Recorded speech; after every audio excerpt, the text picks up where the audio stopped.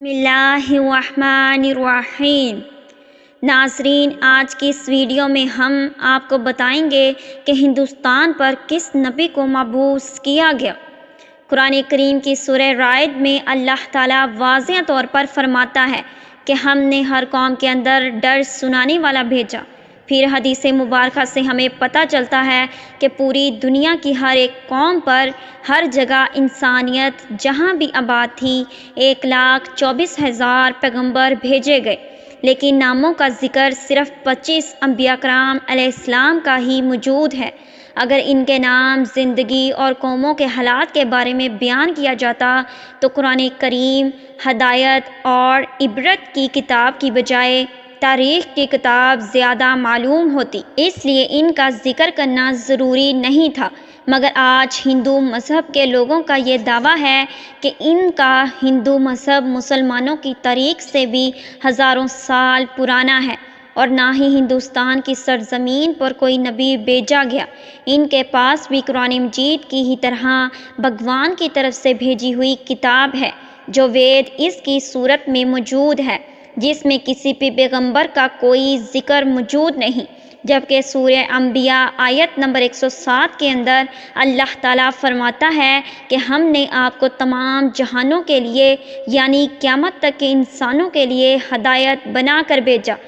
جس کا مطلب یہ ہے کہ اس میں ہندوستان کی سرزمین بھی شامل ہے۔ تو پھر ہندو مذہب کے ماننے والے اس کا انکار کیوں کرتے ہیں؟ اگر اس سرزمین پر واقعی کوئی نبی نہیں بھیجا گیا تو رسول اکرم صلی اللہ علیہ وسلم کا ذکر ان کتابوں میں کیسے موجود ہے؟ نوح علیہ السلام اور ان کی کشتی کا ذکر کیوں بیان ہوا ہے؟ حضرت عیسیٰ علیہ السلام کی واپسی کا ذکر کیسے موجود ہے؟ ایک اللہ کی عبادت کا کیوں کہا گیا ہے؟ اگر یہ واقعہ اس قوم کے لیے ہدایت کے لیے آنے والے کسی نبی کی تعلیمات ہیں جنہیں وقت کے ساتھ بگاڑ دیا گیا،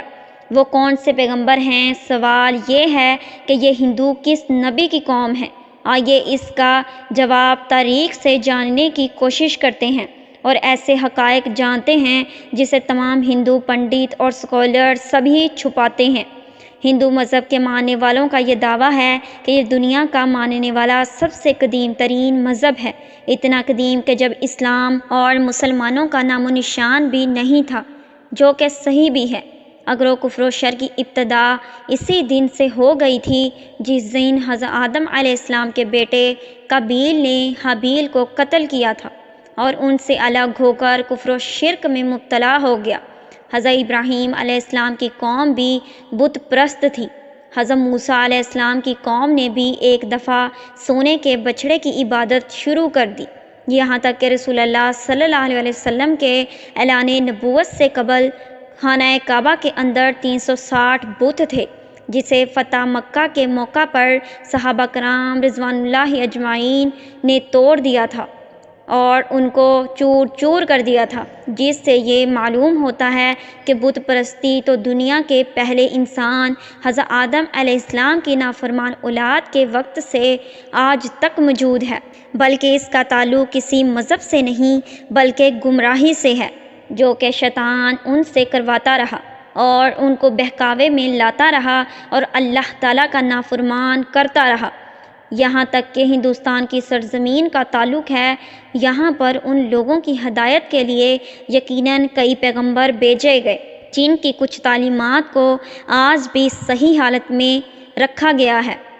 یا پھر زیادہ تر کو بگاڑ کر اسی کی وجہ سے بت پرستی اور گمراہی ہو چکی ہے۔ ان کی کتاب میں آج بھی ایک اللہ کی عبادت کا حکم دیا گیا ہے۔ یہ بتایا گیا ہے کہ اللہ کا کوئی شریک نہیں، وہ ایک ہے، اس کا کوئی شریک نہیں اور اس کی کوئی اولاد نہیں، نہ وہ کسی سے جنا گیا اور نہ اس کو کسی نے جنا، مگر اس کی کئی مورتیاں بنا کر اس کے شریک خدا بنا کر اس کی پوجا ہوتی ہے۔ سناتن دھرم کا مطلب بھی مذہب اسلام ہے۔ تاریخ کے حوالوں اور مضبوط دلائل سے یہ پتہ چلتا ہے کہ یہ وید کتاب کسی اور نبی پر نہیں بلکہ آدم ثانی یعنی حضرت نوح علیہ السلام پر اتارے گئے، جس میں انہیں نوحہ کہا گیا ہے۔ ویدوں میں پیغمبر اور عظیم شخصیات کے لیے منو کا لفظ کہا گیا ہے، یعنی نوح علیہ السلام کو بڑے سیلاب والا نوح کہہ کر بیان کیا گیا ہے، اور ان کی کشتی سے لے کر سیلاب تک کا تمام تر واقعہ تفصیل سے موجود ہے، جیسا کہ قرآن کی سورہ ہود میں اور book of Jesus chapter number 7 کے اندر بھی یہ بیان ہے۔ ویدوں میں لکھا ہے کہ جب بڑے سیلاب کے بعد دنیا پھر سے آباد ہوگی تو اس میں ان ویدوں کو نافذ کروں گا۔